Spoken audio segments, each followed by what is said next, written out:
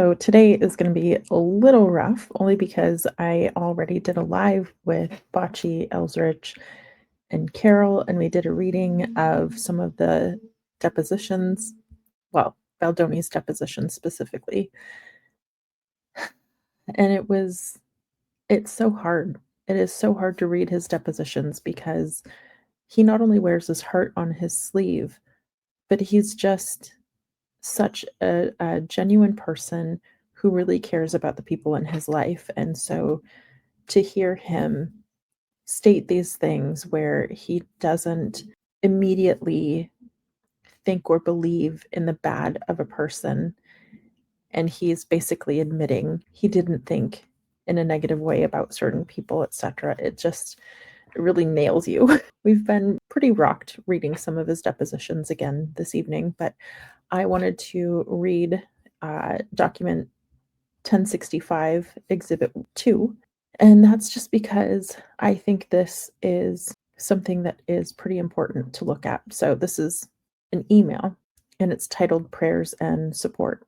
And there's a bunch of people in the thread participants list. So, basically, who's involved in this conversation. And once again, we see that Rainn Wilson is a part of this conversation. So, it just really speaks to the fact that Justin, when people are pulled into his world and are a part of his inner world, this is the type of conversation that he has with them. So the names that are in this list that are not redacted are Ahmed Musial, Jamie Heath, Sirius Sagari. It says Steve's Bat Phone, Justin Travis Van Winkle, Andy Grammer, Rainn Wilson, Andy Monsheen, and Sam Baldoni.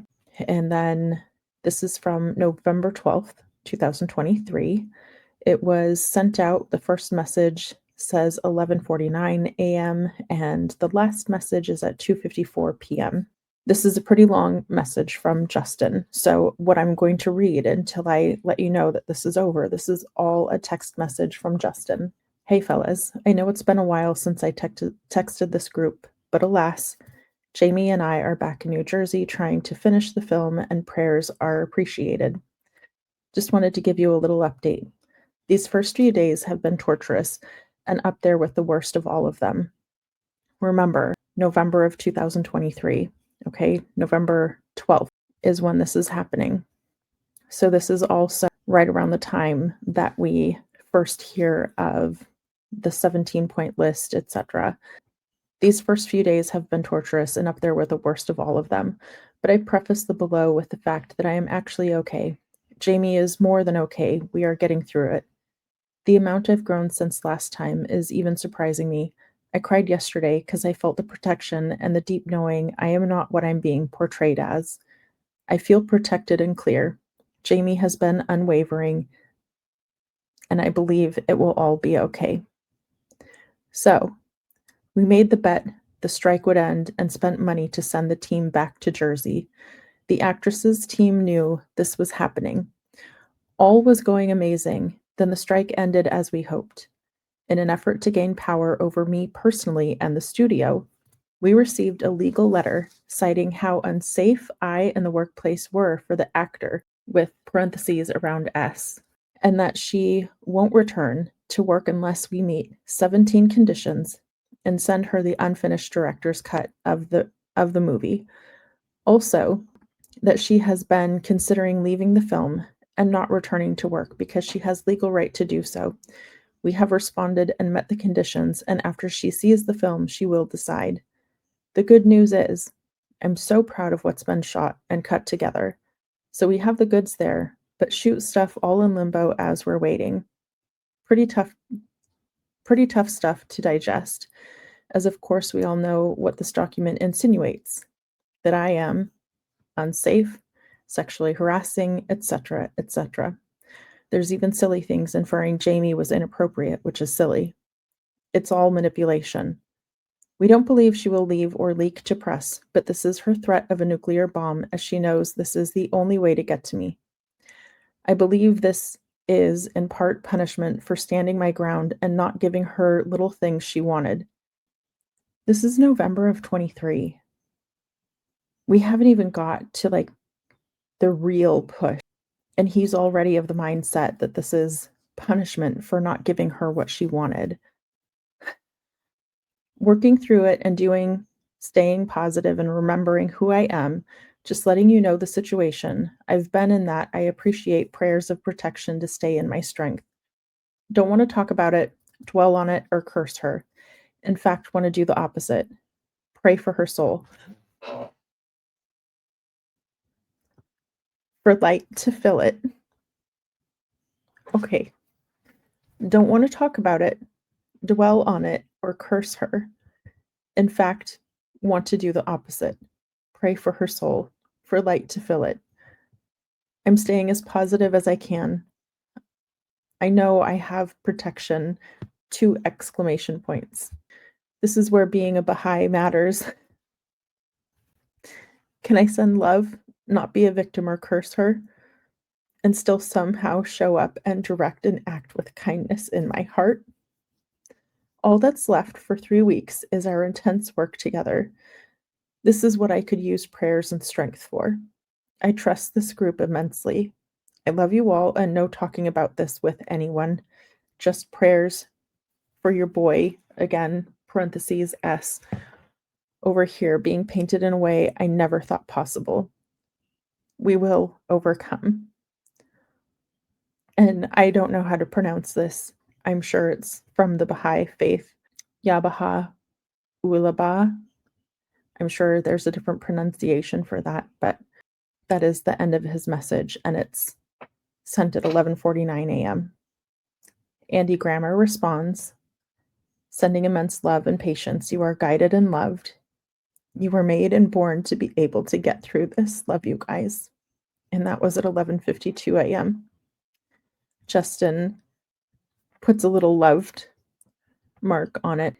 Ahmed Musial responds, prayers coming. Keep walking with the remembrance of God in your heart. Through the journey, let his words resound in what you hear. Let his guidance reflect in everything you see, and let his truth be the backbone of strength and light that you stand tall in. Keep choosing love. Keep choosing mercy. God knows we all need that. And that was sent at 12:07 p.m. Oh no, Sam Baldoni. And we will keep repeating this prayer. Is there any remover of difficulties save God? Say, praise be God, he is God. All are his servants, and all abide by his bidding. Ahmed marked that as loved, and that was at 12:11 p.m. Justin also marked it as loved. Sirius Sagari responds with a couple of attachments that we can't see. It looks like they're photos. Then he responds, Justin, one of my best friends gave this to me. It feels appropriate for this time for you. Okay, so that's what's at the bottom of this message. That's why I wanted to read this, because I'm assuming that's what these 2 photos are at the bottom of this message. Sirius then also says, put on the whole armor of God. The battle is worth it. Justin responds with a loved remark, and Sam also does the same. And that's at 1:11 p.m. Then Rainn Wilson responds, Justin, this is heartbreaking and infuriating. I'm so sorry for what you're going through. What a test has been sent your way. I believe in you, in your heart, talent, and integrity. Keep Abdul Baha literally by your side through this. And he sends a little heartbreak emoji. That was at 1:16 p.m. And Justin responds 1 minute later, thank you, brothers. Rainn then also responds, prayers being sent. I will include you in my daily morning devotions. And Justin loves that. And then Adam Monsheen responds, you are so loved, brother. Keep standing in your light. The prayers will surround you. Justin Love reacts to that and comments, love you all deeply. And that's 1:23 p.m. Then he also says, and no better person to be in the storm with. And Jamie, who has been incredible, but who this also affects.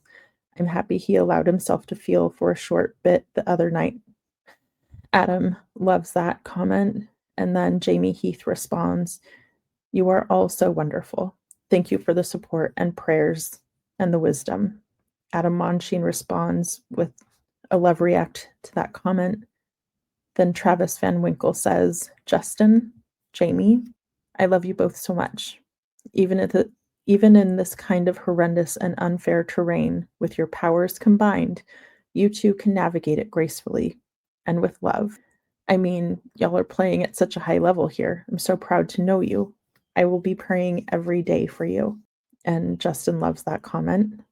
And Sam Baldoni loves that comment. And Sam responds, "We love you, Jamie.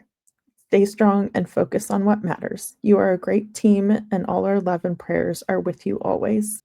And the images that were sent, someone is holding a coin, and that coin says helmet of salvation. Around it, it says put on helmet of salvation. And there's little ribbons, and on like 4 ribbons on either side. So 2 over here, 2 over here. The top ribbon says breastplate of righteousness, sword of the spirit, and the other says shield of faith and loins gird with truth. Then it also has a little inscription next to it that says Ephesians 6:11 through 13. And the bottom of the coin, it says the whole armor of God.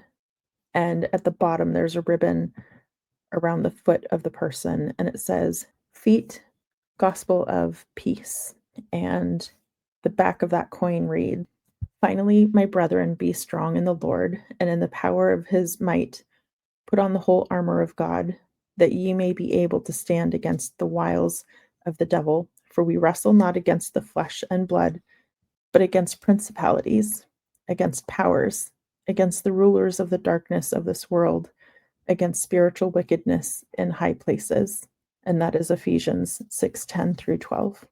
I just wanted to read that because I wanted to go to the next message that also really got us in our feels tonight.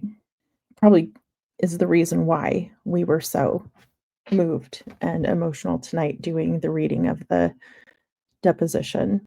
And I think reading all of this after having gone through the Jamie Heath timeline, it's gut-wrenching to think that this is what they were going through for so long in the darkness, literally in the darkness. Everything that Blake was trying to do was to isolate and to essentially make Justin feel powerless and alone. And it was really sad to read the Jamie Heath timeline, which I haven't finished that recording because I did get so upset. It is awful to read it in the way that Jamie Heath put it out there, because it makes it very clear how efficiently and quickly Blake moved to flip people from being in Justin's corner to suddenly, without question, being like, "I'm not going to deal with him. I'm not going to talk to him." And not only getting them to not be in his corner, but then almost being giddy, almost enjoying the idea that they let him and Jamie Heath sit in the basement of their own production. And this is the type of man that is behind this. This is the type of men who are behind this, that they're spinning these things about people who not only don't deserve it, but are the exact type of people that we would rather actually give platforms to, that we would rather have leading these spaces.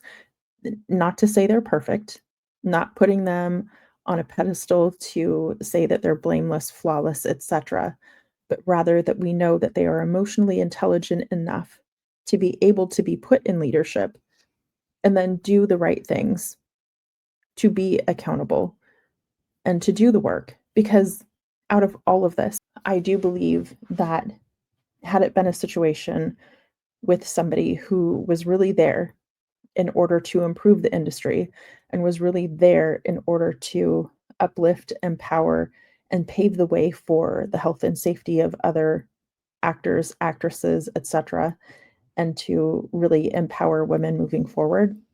I think that had that been the intention, they could have brought this to Justin and Jamie, and Justin and Jamie would have been able to do the right thing and move forward to make the repair instead of whatever power struggle this is. I just wanted to read that document because I think it's something that we should be paying attention to know that that was happening as early as November of 2023. So thank you for being here and reading that document with me.